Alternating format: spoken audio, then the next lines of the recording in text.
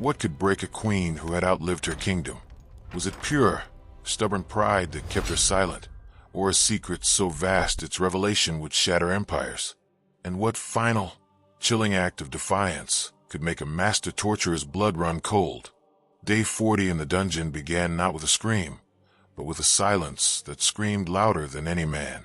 Mocker the Shadow found it first. The iron-banded door to her cell groaned open, a sound that had become as routine as the dawn. The air inside was thick and cold, smelling of old blood, damp stone, and a lingering hint of lavender, a ghost of the woman she had been. He entered with his usual deliberate calm, his tools and a leather roll under his arm, and then he stopped. His breath hitched, a tiny, almost imperceptible fracture in his professional composure. Queen Valeris was free, not free from the cell, but from the rusted iron manacles that had bound her wrists for 39 days. She sat on the straw-littered floor, her back impossibly straight against the damp stone wall. Her silver hair, matted with filth and blood, framed a face that was a roadmap of bruises and deep-set lines. But her eyes, her pale blue eyes, were clear and sharp, fixed on the doorway where Mocker stood frozen. His gaze dropped to her wrists. The skin there was a raw, pulp mess of broken flesh and scabs, but it was no longer encircled by iron. The manacles lay on the floor, not broken, but open. The simple, heavy pins that secured them were gone. Then he saw the message, scrawled on the dark stone floor between them, written in a substance that was too brown to be fresh water and too dark to be wine, was a single word in the ancient script of Ethelgard, unforgotten. It was written in her own blood, dried, days-old blood she must have scraped from her wounds and stored, a little each day, for this very purpose. Mocker felt a cold knot tighten in his stomach. This was not the defiance of a desperate prisoner. This was the calculated statement of a sovereign. For 40 days, he had tried to break her, to peel back the layers of her resolve with hot irons and cold water, with isolation and psychological torment. He had taken pride in his work, in the art of unraveling a mind. But she had not unraveled. She had, instead, been weaving this. He forced his feet to move, the sound of his boots on the stone unnaturally loud in the silence. "A dramatic gesture, Your Grace," he said, his voice carefully neutral, though it felt thin in the oppressive air. But gestures do not win wars, or save lives. Valeris said nothing. She simply watched him, her stillness more unnerving than any rant. He could feel the weight of her gaze, the immense, unyielding will behind it. It was the same feeling he'd had as a boy, looking up at the silent, snow-capped mountains of the north, an ancient, immovable power that cared nothing for the fleeting struggles of men at its feet. He turned on his heel and strode out, the door slamming shut behind him with a finality that felt, for the first time, hollow. He found King Forlag in the great hall, breaking his fast on roasted boar and dark bread. The hall was a monument to Forlag's conquest. Ethelgard's elegant tapestries were torn down, replaced with the stark, wolf-pelt banners of the northern invader. "She's playing games, Forlag," Mocker said, dispensing with titles. He stood before the rough-hewn oak table, his hands clenched at his sides. The king looked up, his bearded face splitting into a grin that didn't reach his cold eyes. "Games, the old crone. Has she finally started begging for mercy?" "No." Mocker's single word cut through the hall's chatter. "She has stopped playing our game entirely. She freed herself from her manacles. She wrote on the floor with her own blood. Unforgotten." The grin vanished from Forlag's face. He threw a gnawed bone onto his plate with a clatter. "Unforgotten? What in the seven hells does that mean?" "It means she is not broken. It means she is remembering, and she is ensuring we know it." Mocker leaned forward, his voice dropping. "This is not the act of a broken woman. This is a message. She is telling us that every cut, every burn, is being recorded, that this is not the end." Forlag slammed a meaty fist on the table. "It is the end when I say it is. I will have the location of her brag granddaughter and the rest of her loyalist snakes. I will have the secrets of this heartwood they whisper of. Her silence is an insult to my crown.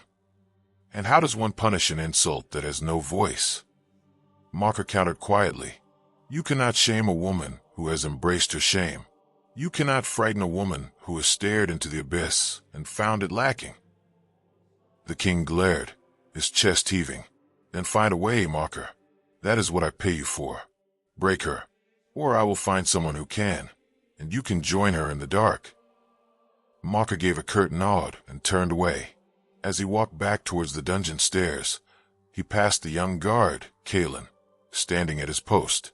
The boy, for he was little more than a boy, had his helmet off, his face pale. You saw it? Mocker asked, his tone sharp. Kalen flinched, then nodded slowly. Aye, my lord. I took her the morning slop. I saw the word. And the guard's eyes, a common, earthy brown, met Mocker's for a fleeting second. There was no defiance in them, only a deep, unsettling confusion.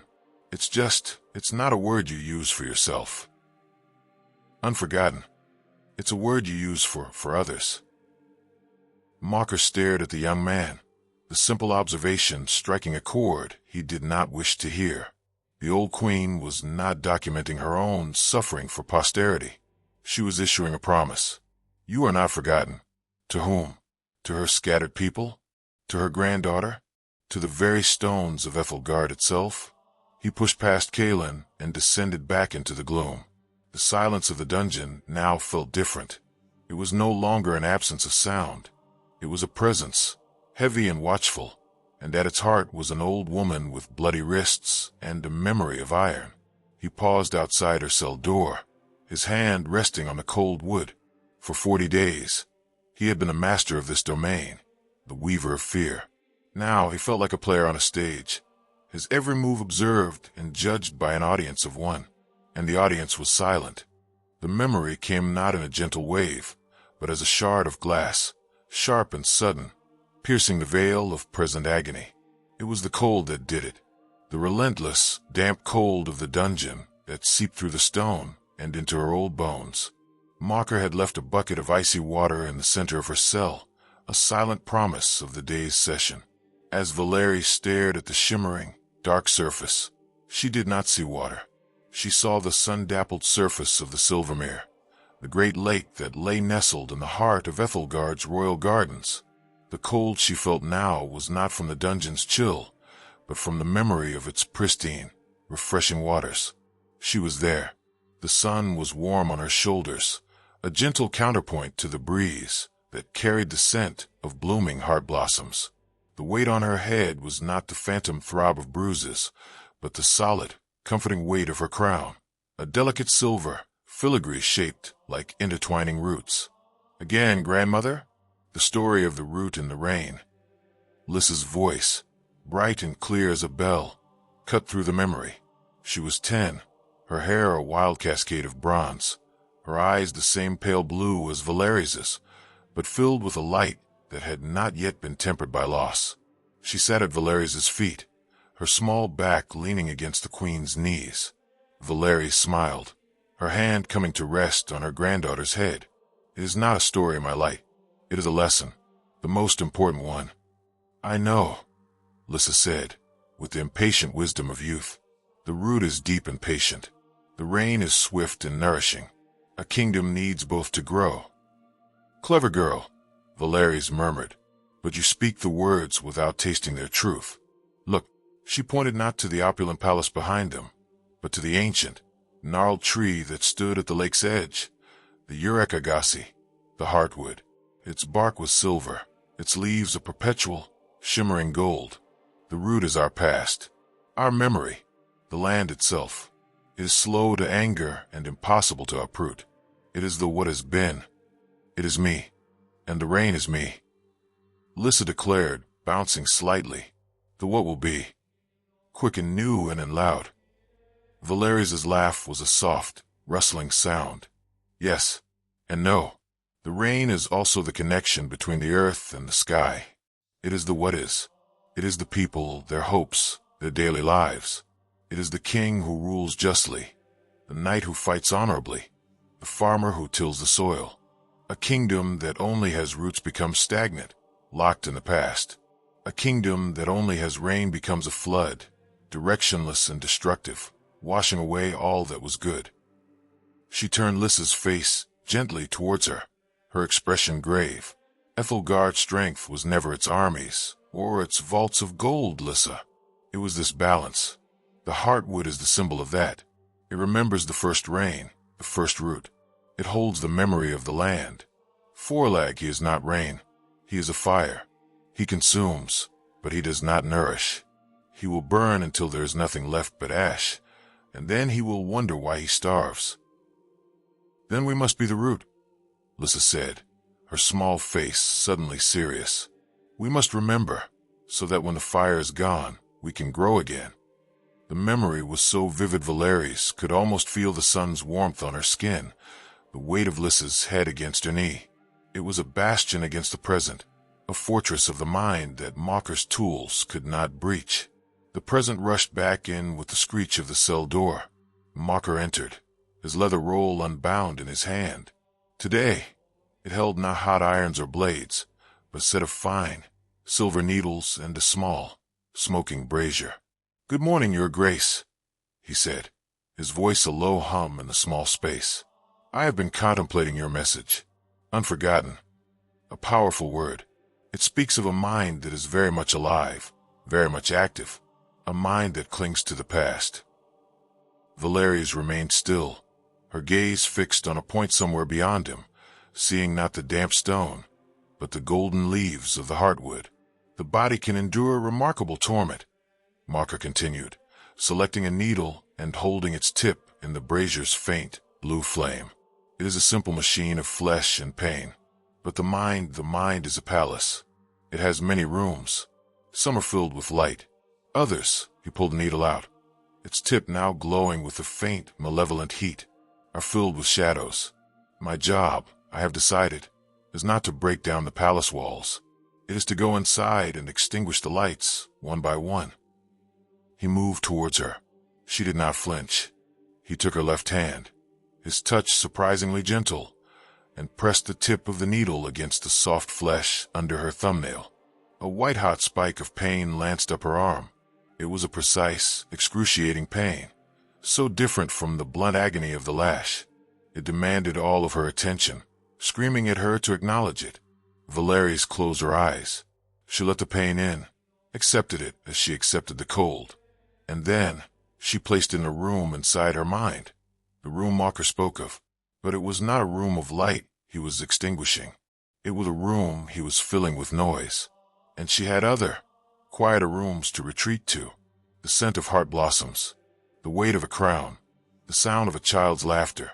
Mocker watched her face, searching for a flicker, twitch, the slightest crack in her serene mask. There was nothing, only the slow, steady rhythm of her breathing. He inserted another needle beside the first. The pain intensified, a burning, throbbing focus point. Valeris retreated further, into the deepest, most silent room of her palace. It was a room without images or sounds. It was a room of pure feeling, the feeling of unyielding love, the feeling of a promise made, the feeling of a root, deep in the earth, waiting for the rain to return. After what felt like an eternity, Mocker stopped. He pulled the needles out and wiped them clean on a cloth. He looked down at her hand, swollen and angry around the tiny, precise wounds. He had inflicted maximum pain with minimal lasting damage. It was, he had thought, a masterpiece of his craft. Yet, as he looked at the old queen, who slowly opened her eyes and met his gaze with a calm that felt like a judgment, he felt a profound and unsettling sense of failure. He had not extinguished a single light. If anything, he had the distinct impression that somewhere, deep inside the palace of her mind, a new candle had just been lit. He packed his tools without a word and left. The silence he left behind was different from the one he had found. It was a silence that had been tested and had held. Valeris looked down at her throbbing hand. Then she curled her fingers slowly into a fist, a tiny, defiant gesture in the dark. She was the root, and the root remembered. King Forlag's patience, a thin and brittle reed at the best of times, finally snapped on the 43rd day. The news, delivered by a trembling steward, of a fresh loaf of bread found on the dungeon steps, a silent offering from an unknown hand, was the final straw. It was no longer just the queen's defiance. It was the infection of her spirit, spreading through the cracks in his rule like a persistent weed. "She will kneel," Forlag growled to mock her, his voice echoing in the vaulted throne room. He sat upon the sunwood throne of Ethelgard, a masterpiece of intertwined branches that looked alien and uncomfortable beneath his bulk. Not in the dark where no one can see, but in the light. She will kneel before her people, or what's left of them. Mocker, standing before the dais, felt a familiar cold dread. This was brute force, a hammer where a scalpel was needed. "My king, I urge caution. A public spectacle is a delicate weapon. It can turn in the hand that wields it."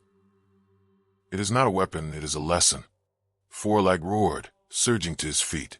"I will teach them what happens to defiance. I will teach her that her silence is meaningless."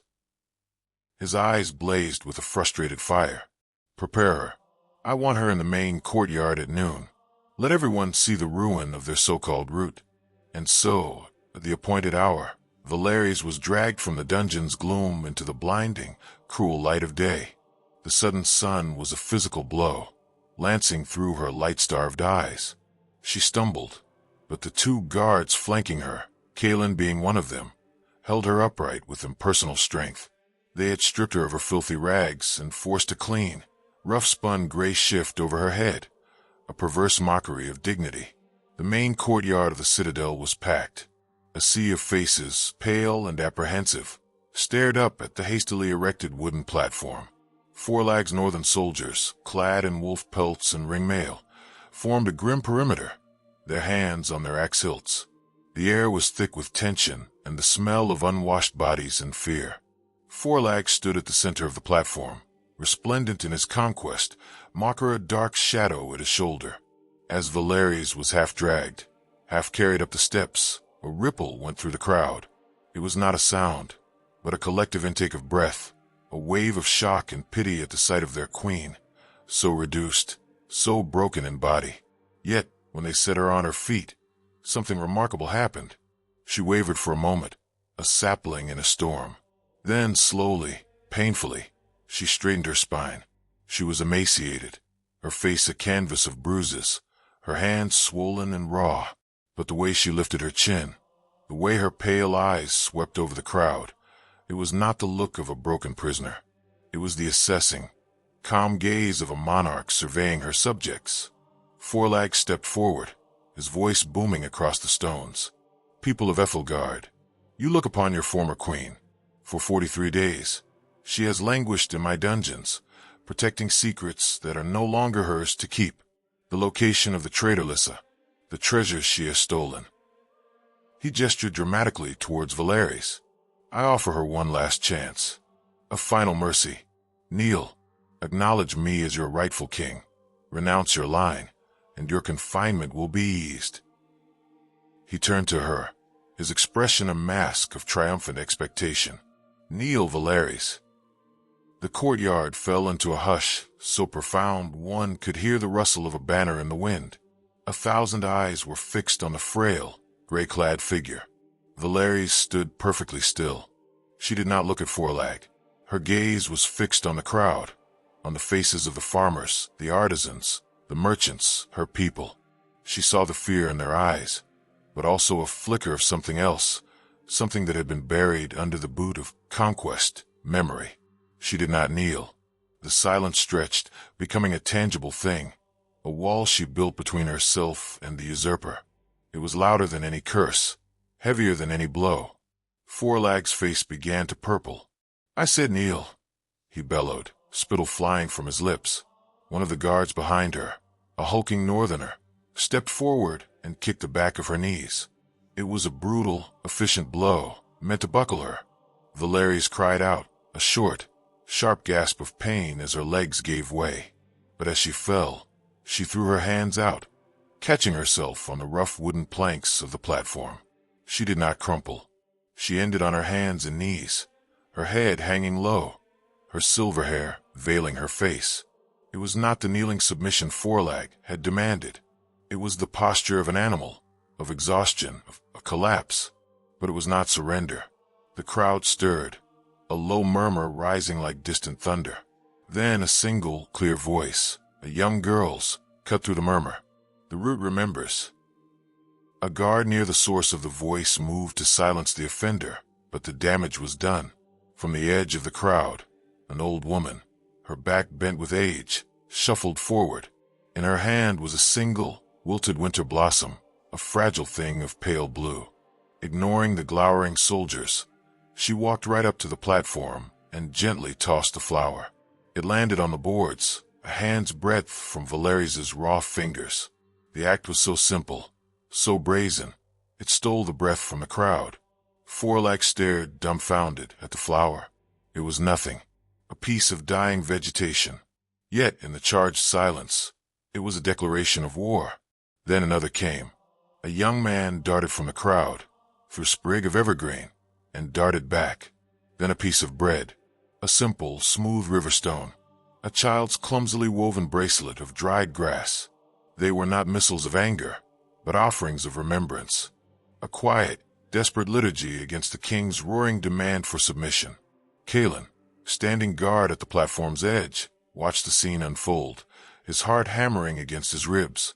He saw the confusion, and then the dawning, cold fury on Forlag's face. He saw the stoic resolve in mockers. But most of all, he saw the effect of the queen's silence. It was not emptiness.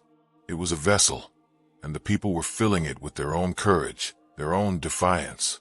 She had given them nothing but her unbroken will, and they were returning it to her tenfold. Forlag, enraged, drew his sword. Enough. This gathering is over. Back to your hovels, you ungrateful wretches. And you, he snarled, turning to Valeris, who still knelt, her head bowed over the small pile of humble offerings. You will pay for this. As the guards roughly pulled her to her feet and dragged her away, her eyes met Kalen's for a fleeting second. There was no plea in them, no pain. There was only a deep, profound gratitude. And in that moment, Kalen felt the last of his doubts burn away. He was not just a guardsman following orders. He was a witness, and he knew, with a certainty that chilled and exhilarated him, that he had just seen a king try to break a queen, and had instead made her a legend. The spectacle was over, but the silence she left in the courtyard was more powerful than any victory cheer. It was the sound of a root, deep in the earth, beginning to stir. The silence in the dungeon was no longer empty. It was filled with the echoes of the courtyard, the memory of the wilted blossom, the river stone, the child's bracelet.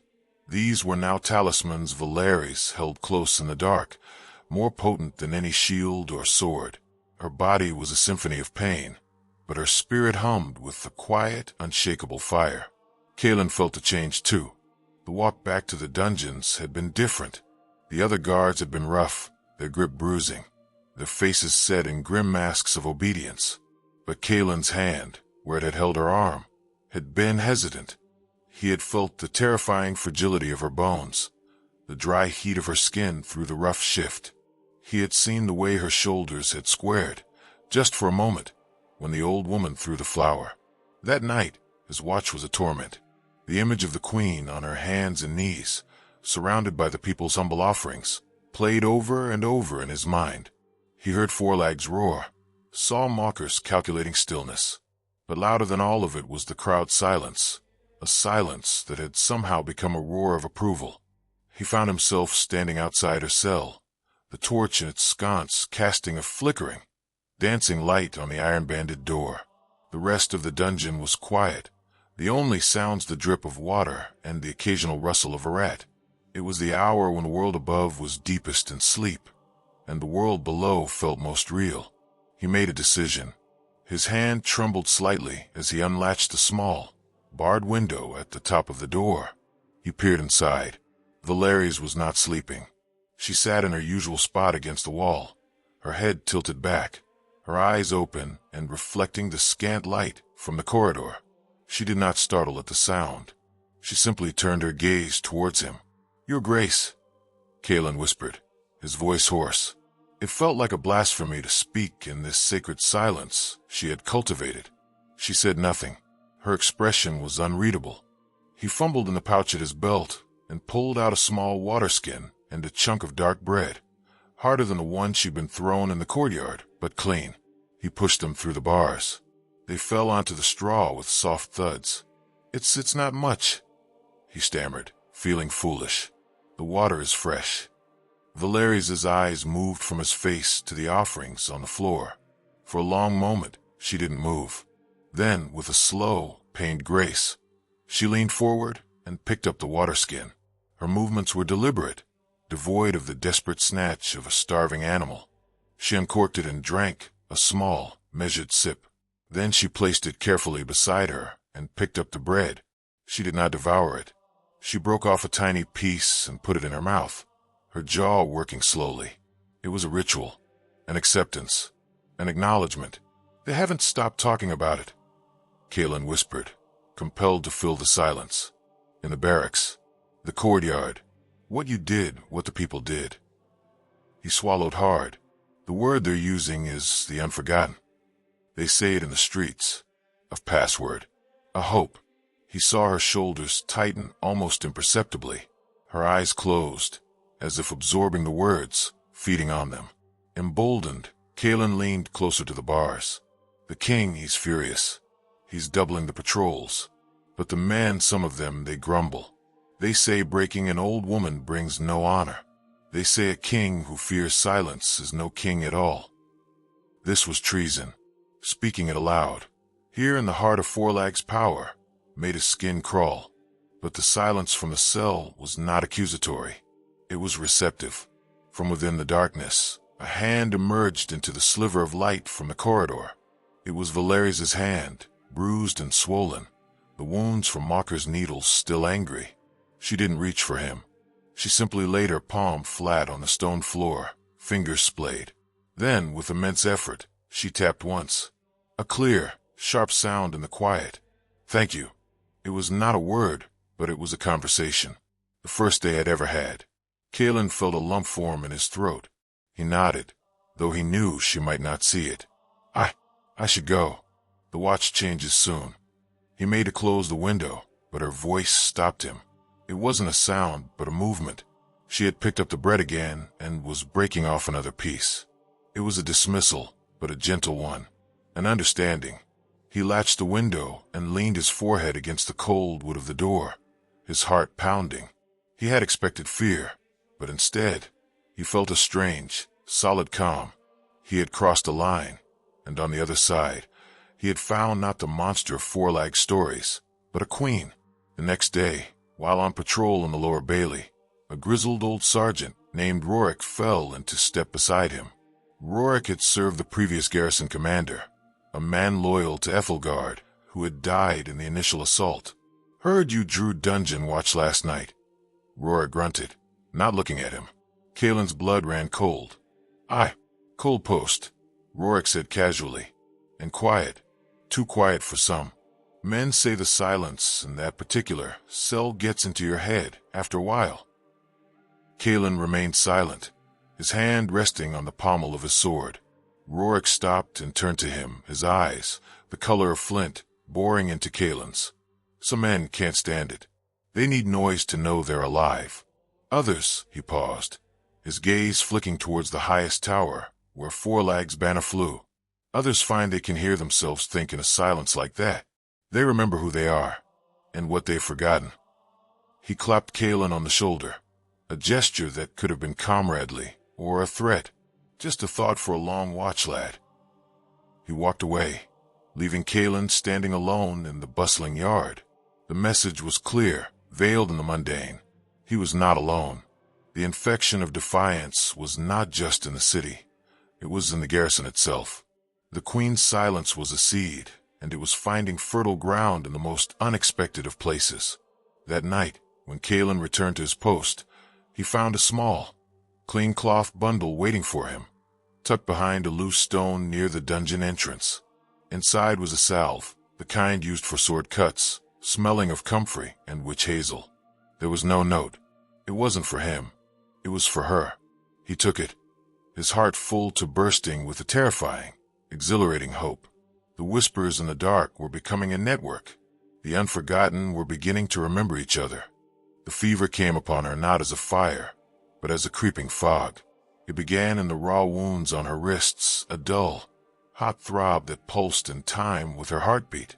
By the time the 45th day dawned, or so she guessed from the faint, almost imperceptible lightening of the blackness around the door's edges, the heat had spread through her veins, a sluggish, molten river. Valeris lay on her side in the straw, shivering despite the sweat that beaded on her brow and plastered her silver hair to her skin. The cold of the stones beneath her no longer felt like an external force. It was a part of her, a deep, internal chill that the fever could not touch. The world began to warp and soften at the edges. The drip, drip, drip of water became the slow, measured beat of a distant drum. The scurrying of rats transformed into the rustle of leaves in a great wind. She was no longer in the dungeon. She stood in a grove, bathed in a light that had no single source. It was the light of a green dawn and a golden sunset all at once. The air was warm and smelled of rich, damp earth and blooming things for which she had no name. Before her stood the urakagasi, the heartwood, but it was not the tree from her memories by the lake. This one was vaster, its trunk so wide it could have housed a city, its branches reaching up into a sky swirling with memories instead of stars. Its leaves were not just gold, they were every color, each one shimmering with a captured moment of joy, of sorrow, of love, of sacrifice. A presence, immense and ancient, surrounded her. It was not a voice that spoke, but meaning that bloomed directly in her mind. You are thin, little root, so very thin. Valeris felt no fear, only a profound, aching weariness. They are cutting me away, she thought, or perhaps she spoke. In this place, the distinction seemed meaningless. They cut at the branch, believing it will kill the tree. The presence resonated, its meaning gentle as falling snow and heavy as a mountain. They see the leaf and call it the forest. They do not understand the connection. A leaf, a shimmering silver one, detached from a branch high above and drifted down, landing in her palm. As it touched her skin, a memory flooded her, not her own, but one the tree held, a knight of Ethelgard, 1,000 years gone, standing alone on a bridge against a horde, buying time for a village to evacuate. His final thought was not of glory, but of his daughter's laugh. The leaf in her hand pulsed with that sacrifice, that love. This is the strength they cannot break, the tree whispered.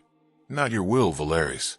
Your connection, the thread that binds you to the knight on the bridge, to the farmer who tills the soil, to the child who offers a flower, to the girl with your eyes who carries the future in her heart.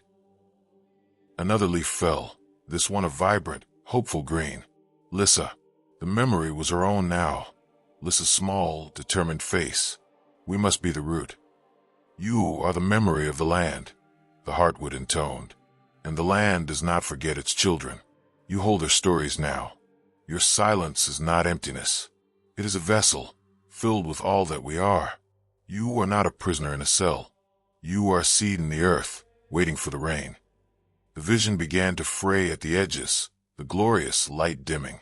The warmth receded, and the deep, internal cold of the dungeon rushed back in. Wait, Valeris pleaded, feeling the anchor of that immense peace slipping away. The fire consumes, but it also clears the way for new growth. Came the final, fading thought. Remember, little root, you are not alone. You are the memory, and memory is a weapon that rust cannot dull. She awoke with a gasp, her body racked by a fresh wave of shivers. The dungeon was pitch black, the air frigid, but something within her had shifted. The fever still burned, but it felt purifying now. The vision had not been a hallucination. It had been a reaffirmation. Mocker and Forelag were not just torturing an old woman. They were assaulting the living memory of Ethelgard itself. And they were failing. The door screeched open. Mocker entered, his form a solid block of darkness against the slightly less dark corridor. He carried no brazier, no needles. He carried only a single tallow candle, its feeble flame guttering in the damp air. He stood over her, his face unreadable in the flickering light. You are unwell, he stated, his voice flat. Valeris said nothing. She pushed herself up, her muscles screaming in protest, until she was once again seated against the wall. She met his gaze, and for the first time, she saw something new in his eyes. Not frustration, but a deep, unsettling curiosity. "I have a puzzle for you, Your Grace," he said, kneeling so they were at eye level. The candle cast long, dancing shadows across his sharp features. A riddle of sorts. It is said that in the final days of the Red Plague, the last alchemist of Ethelgard discovered a cure, but he died before he could reveal its secret. All he left behind was a note. It read, "I am found in the heart of the mountain, yet I am not stone. I can be heard in the deepest silence, yet I make no sound. I am sought by all, yet I am possessed by none. What am I?" He paused, letting the words hang in the stagnant air. The scholars have debated it for decades. They speak of echoes, of gems, of philosophical concepts. They have written treatises. They have all failed. He leaned forward slightly, the candle flame reflecting in his dark eyes. "I think you know the answer. I think you have always known it.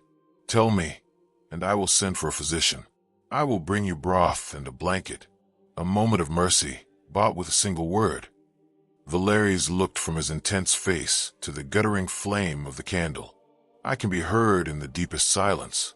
She thought of the Heartwood's words. "You are the memory of the land." She thought of the people in the courtyard, their silent offering. The connection. She understood. The alchemist's cure was not a physical thing. It was what had held Ethelgard together through plague and war and famine. It was the very thing Forlag was trying to destroy, and the very thing she was protecting. A ghost of a smile, the first in 45 days, touched her cracked lips.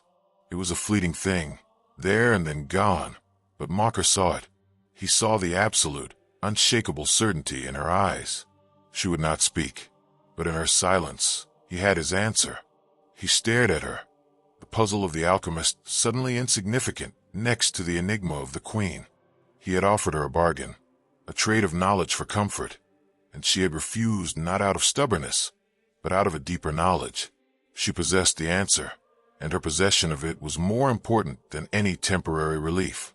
He stood up abruptly, the candle flame swaying wildly. He had come to probe her mind, to solve her, and he was leaving more unsettled than when he arrived. The fever should have made her weak, pliable. Instead, it seemed to have burned away everything but her core, a core that was harder than diamond. He left without another word, closing the door on the silence that was no longer passive, but active, resonant with a meaning he could not grasp. Valeris leaned her head back against the stone, the vision of the heartwood still vivid behind her eyes. She was a seed in the earth, and she could feel, in the very depths of her being, the first, faint tremor of the coming rain. The 55th day arrived on the wings of a howling gale that battered the citadel's high towers, a fitting herald for the end. King Forlag's rage, once a roaring fire, had cooled into something far more dangerous, a core of glacial, absolute resolve.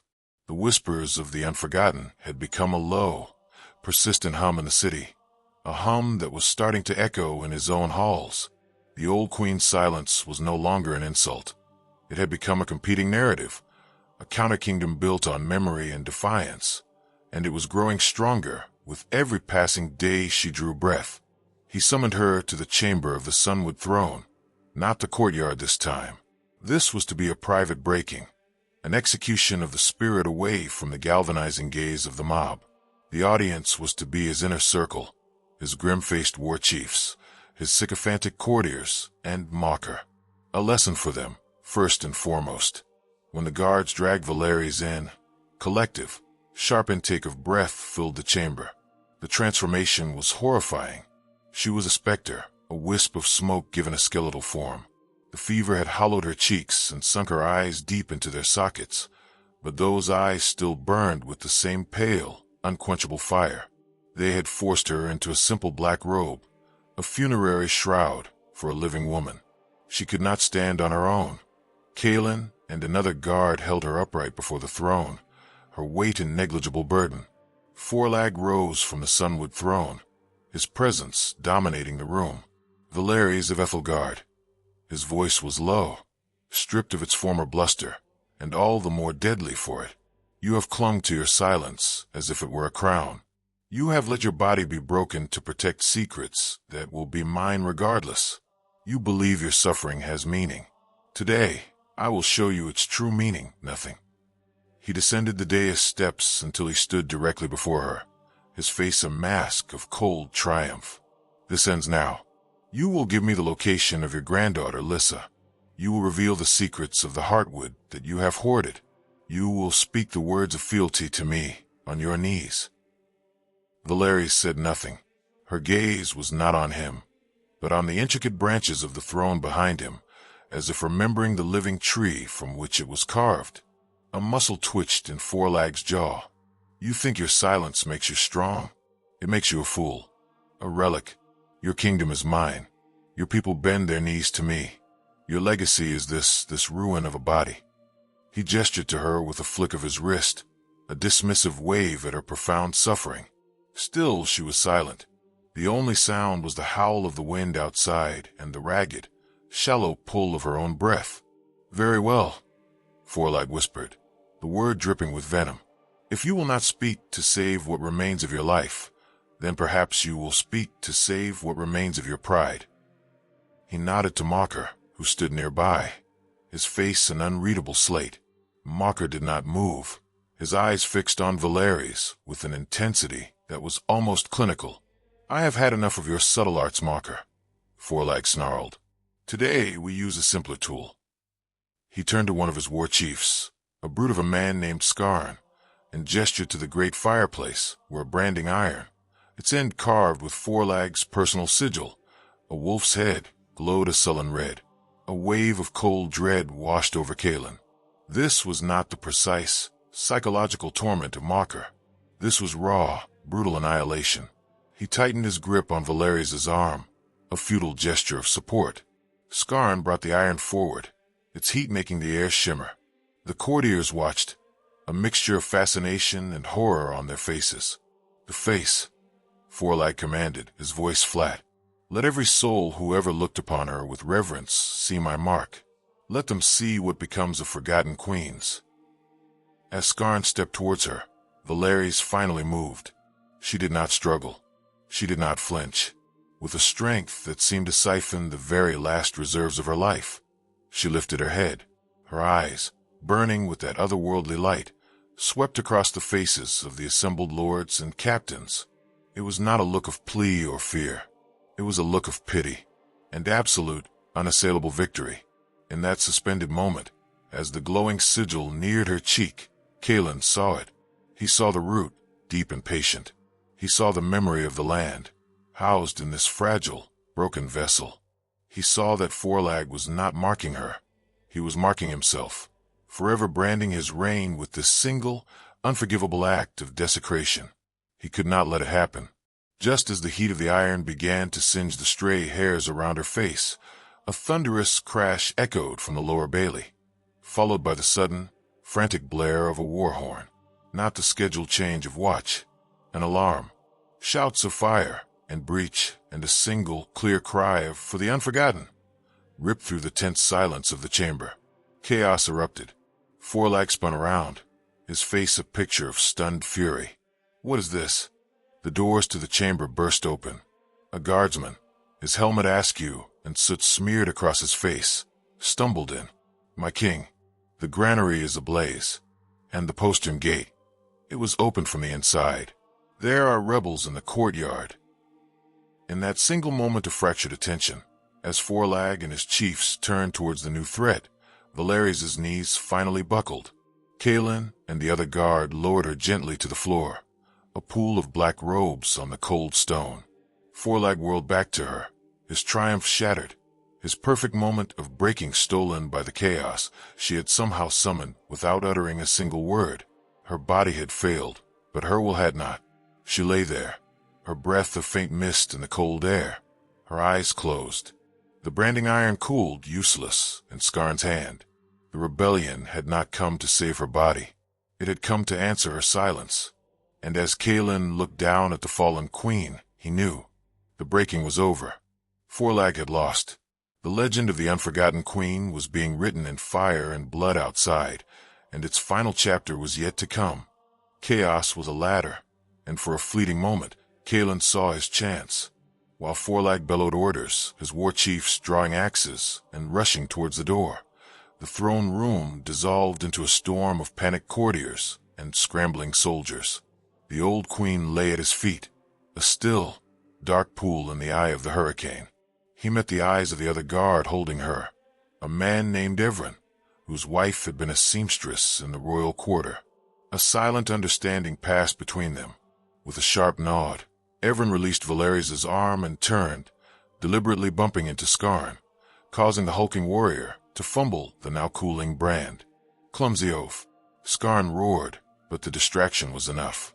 In that sliver of time, Kalen knelt. He didn't dare lift her. She was as fragile as a bird skeleton. He simply slid his arms beneath her shoulders and knees. Her weight was nothing, a terrifying whisper of life. Her eyes fluttered open, pale and lucid, fixing on his face.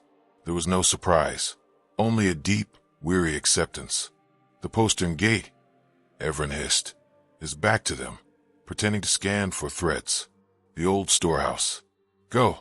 Cradling the living heart of Ethelgard in his arms, Kalen moved. He did not run. Running would draw attention.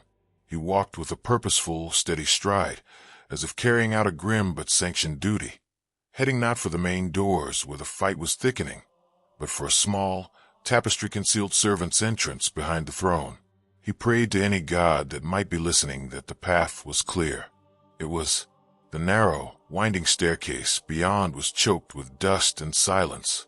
The sounds of battle, the clash of steel, the war cries, the hungry crackle of fire, were muffled here, a distant nightmare.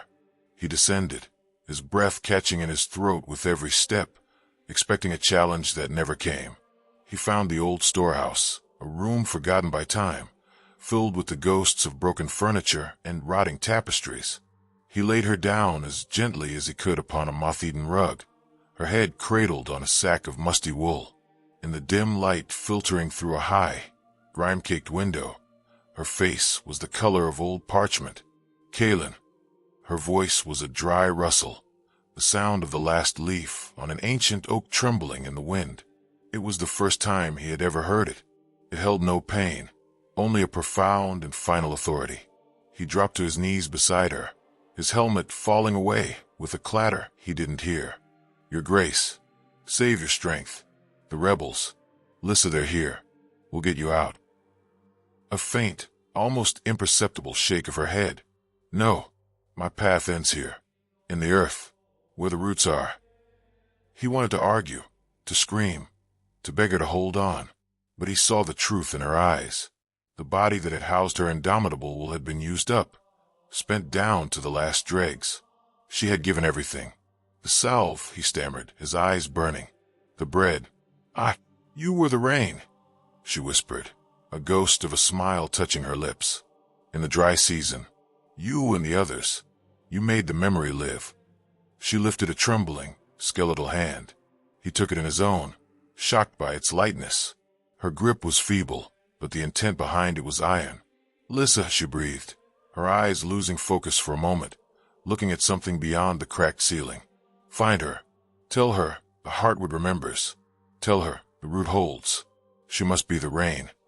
She was passing the legacy, not of a crown or a throne, but of a promise. The promise of a people who would not be forgotten. Kalen bowed his head, tears finally tracking through the grime on his cheeks. I will, Your Grace. I swear it. Her gaze cleared and returned to him, sharp and final. My name is Valeris. Remember it. And with that, the last tension left her body. The hand it is went limp. The pale blue eyes, which had held back armies with their silence, remained open, fixed on some distant, peaceful horizon he could not see. The shallow, ragged sound of her breathing simply stopped. The silence that remained was different from all that had come before. It was not a weapon, nor a shield. It was completeness. Kalen did not know how long he knelt there, holding the hand of his queen. The sounds of battle outside began to shift. The panicked shouts of Forlag's men were being overtaken by a new cry. A single word chanted with gathering force, a tide washing through the stone corridors. Unforgotten. You unforgotten. He gently laid her hand across her chest and stood. He retrieved his helmet and placed it back on his head. The boy who had been a guardsman was gone. In his place stood a man who carried a queen's last command. He slipped out of the storehouse and back into the chaos, but now he moved with a new purpose. He was no longer avoiding the fight. He was seeking its heart. He found a group of rebels, a mix of civilians and turncoat guards, pushing towards the great hall. The queen! One of them, the grizzled Sergeant Rorik, shouted over the din. Kalen met his eyes, and the truth passed between them without words. Grief, hard and sharp, flashed across Rorik's face, then was replaced by a granite resolve. Then we fight for the reign. Rorik roared. Felissa. The name became a new battle cry, mingling with the other. Kalen fell in beside them, his sword now a tool of vengeance and of promise. They fought their way through the smoke-choked corridors, not to claim a throne, but to cleanse it. Weeks later, when the last of Forlag's loyalists had been driven from the city, a young woman with wild bronze hair and pale blue eyes stood on the platform in the main courtyard. The ashes of the granary had been cleared. The scars of battle remained, but the people of Ethelgard stood tall once more. Lissa did not wear a crown. She held a single, smooth river stone in her hand. Kalen, standing at the foot of the platform, watched as she raised her head, her voice clear and strong, carrying the weight of her grandmother's silence and the hope of her people's future. The root holds, Lissa declared to the silent, watching crowd. And now we must be the rain. High above, in a forgotten storehouse, the vessel that had held the root was at peace. But the memory was alive, beating in every heart, flowing in every stream, whispering in the wind that stirred the first green shoots of a new spring. Valeris was gone, but she was and would forever be unforgotten. Thank you for watching. First of all, the stories we tell are either entirely fictional or inspired by real events. If you have any stories you'd like to share with us, let's chat in the comments section. If you liked our story, we'd appreciate it if you could like our video. Don't forget to subscribe to the channel and turn on notifications to stay updated on our next videos. You can check out the playlist created for other stories on our channel in the card section at the top right. See you in the next video. Translated with dpel.com, free version.